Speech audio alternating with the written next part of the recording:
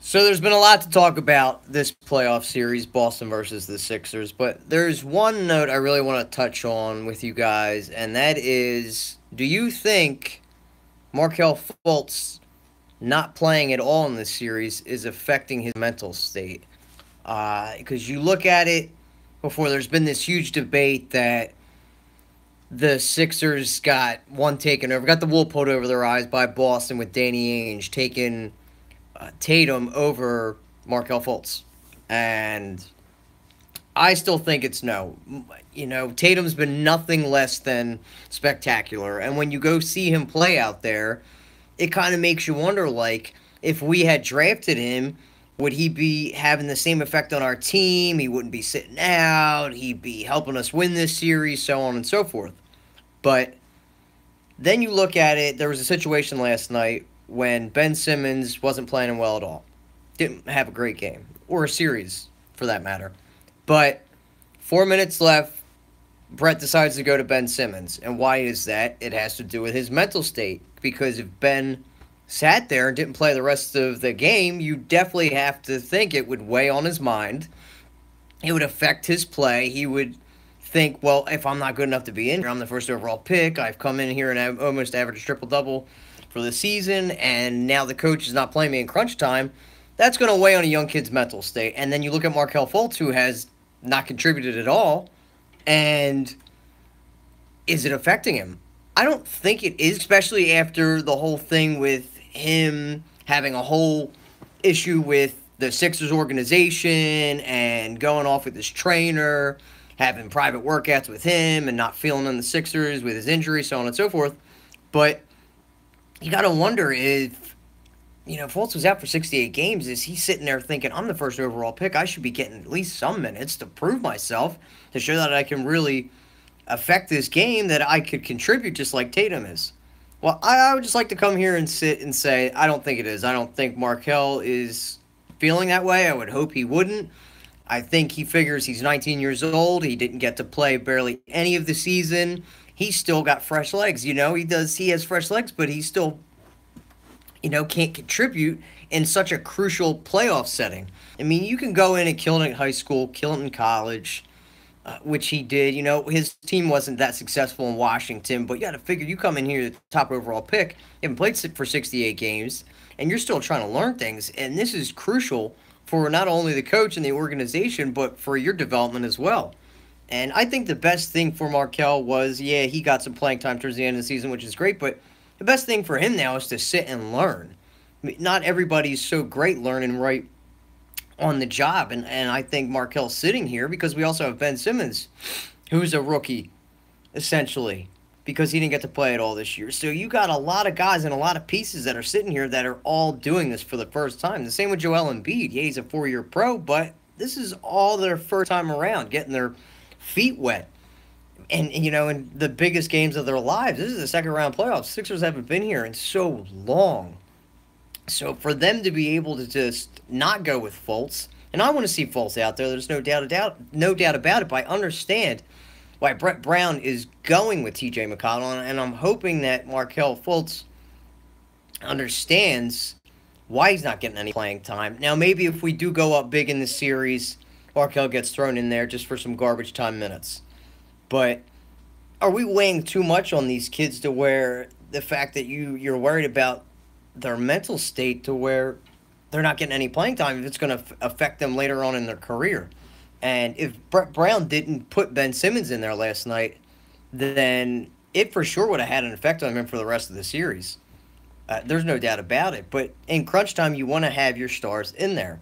And, yeah, Tatum has looked nothing short but fantastic. But I just want to put this out there. I don't think the Celtics pulled one over on us. It's still tough to say what's going to become of Markelle Fultz because we've seen such limited playing from him.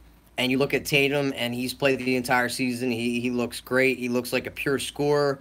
The guy can do it from all facets of his game. He can shoot. He's a great ISO player. Plays really good defense. And you wonder if he was on this team, would this really excel the Sixers and put them into the Eastern Conference Finals and possibly into the championship? We don't know. Could Markelle Fultz been there at number 3? I don't personally think he would have if we did wait, but when you're an organization like the Sixers and you accumulated all those picks, you try to do the best thing possible, and the best fit for this team was Markelle Fultz. I still think he was the best pick, the best player in this draft. So for everybody to be able to jump ship and say it's too early to jump ship and say, why didn't we take Tatum? He would have been the better fit.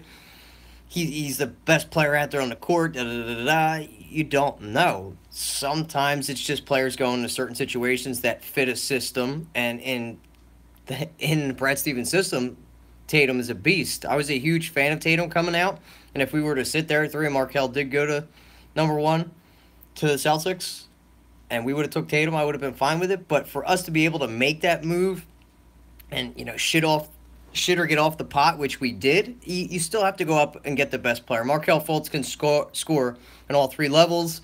We just got to be a little patient. The same with Simmons. I think he's worth the wait. You didn't want to rush Simmons back last year because you affect his development or whatever. I think the same thing goes for Fultz. The juice is going to be worth the squeeze. So we just got to wait a little bit longer. And when this trio finally does get all together and play together, I think they're going to be special. I believe they're going to own the East for the next 10 to 15 years. The kid is a special talent.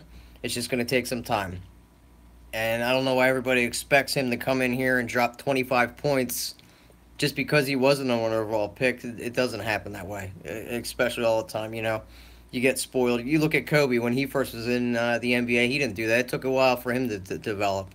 LeBron is a freak of nature, and he was just awesome. Special talent, and that's why he's the best player in the league.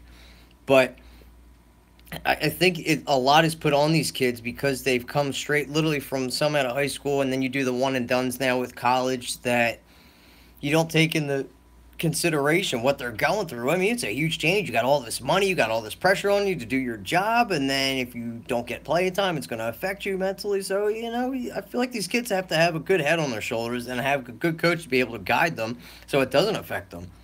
But Ben Simmons doesn't get in there last night, guys. I think we're screwed for the rest of the series, regardless of how he played. But I'm hoping Fultz isn't feeling that way. The kid should continue to grind. He's faithful to the grind. He's got it tattooed on him.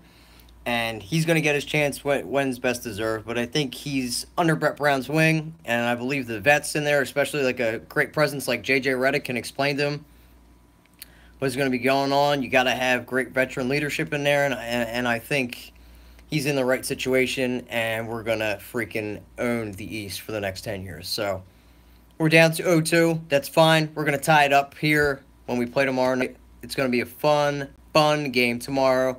It's just we got to go out and get it. We got to continue to learn from our mistakes, not blow huge leads. A lot had to do with Brett Brown, but Ben Simmons has got to be aggressive. There's no doubt about it. We got to have Ben be uber aggressive. If you're going to get all that space, dude, just take it up strong. Looking scared right now. And I don't care if you can't make free throws. So what? Just get to the line. Attempt it. And there was one play, if you guys remember, where he wasted the entire shot clock on the baseline and then threw it off to Dario, and Dario didn't even know. But guys should be yelling to each other. The shot clock's running down. It's just, this all comes with the growing pains. We've all been spoiled. But tomorrow is a make-or-break game. We've got to win tomorrow. We got to tie it up at home for these next 2 games coming Saturday and Monday. Go back to Boston and get that win. I think we are going to be okay. We have the ability to win on the road. We've showed that through our winning streak. We showed that in the last series. It's going to be tough, though. We knew this wasn't going to be an easy series. And this might go 7 games. And I wouldn't be surprised if it's not. We got one of the greatest coaches across at such a young age. But, Brett Brown, you got to move the chess pieces, my dude. And we're going to see what's next. All right, KG on BB, what are your guys' thoughts? Do you think any playing time, if at all, is affecting Markelle Fultz's mental state? Do you think this is going to be an issue going forward? Is it going to hamper his career? What do y'all think? Let me know in the comment section. I'm out. Peace. Oh, shoot. Sorry, this new John. I don't know how to end it.